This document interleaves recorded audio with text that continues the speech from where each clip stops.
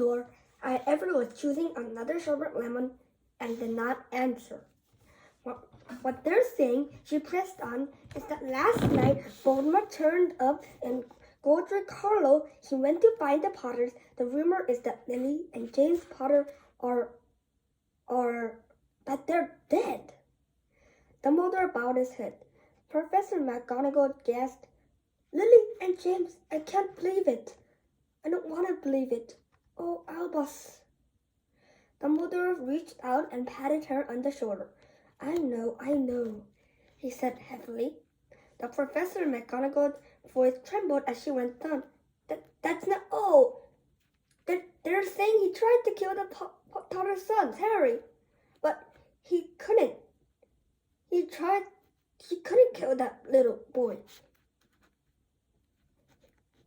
No one knows why or how, but they're saying that when he couldn't kill Harry Potter, Voldemort's snail broke, and that's why it's gone. Dumbledore nodded grimly. Is that true?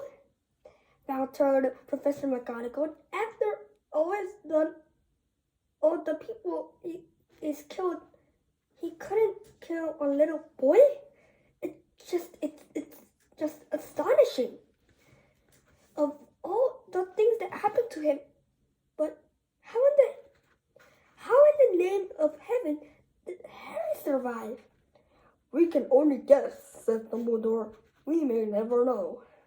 Professor McGonagall pulled out a long lace handkerchief and dabbed her eye beneath her spectacles. Dumbledore gave a great sniff as he took a golden watch from his pocket and examined it.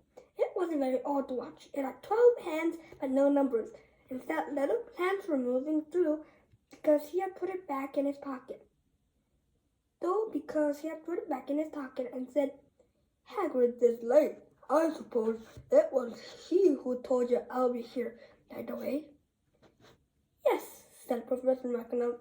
And I don't suppose you're going to tell me why you're here of all places.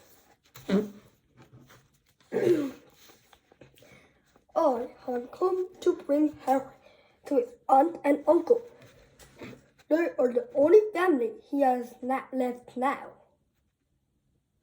You can't mean the people who live here, cried out Professor McGonagall, jumping to her feet and pointing at number 4.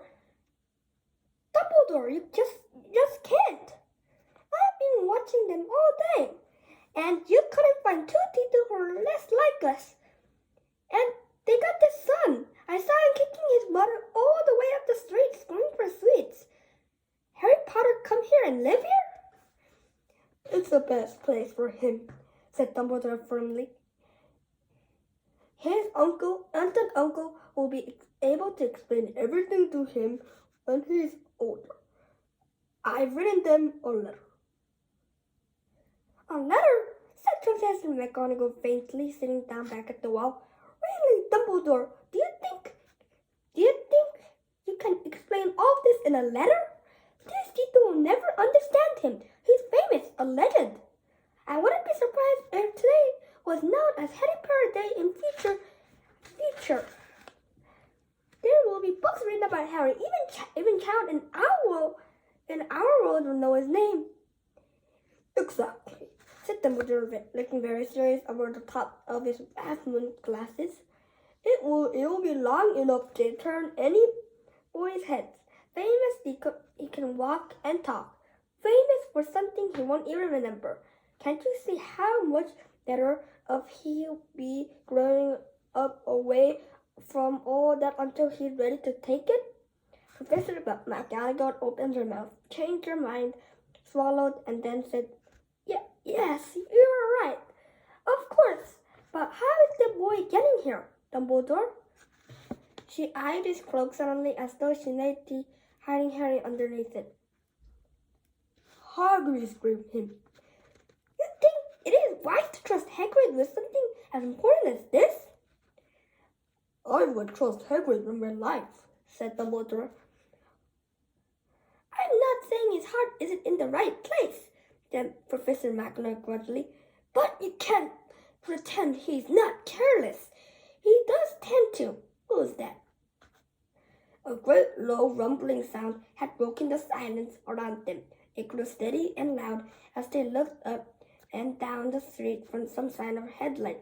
It swelled to a roar as they both looked at the sky, and a huge mortar block fell out of the air and landed on the road in front of them.